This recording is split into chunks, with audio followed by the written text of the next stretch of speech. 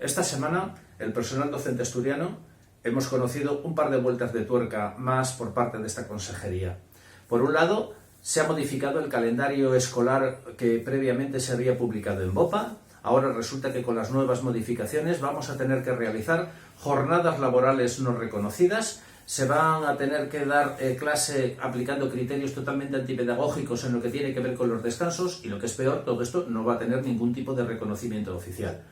Desde SOATEA ya hemos avisado que nuestros servicios jurídicos están pensando en la posibilidad de denunciar legalmente esta modificación.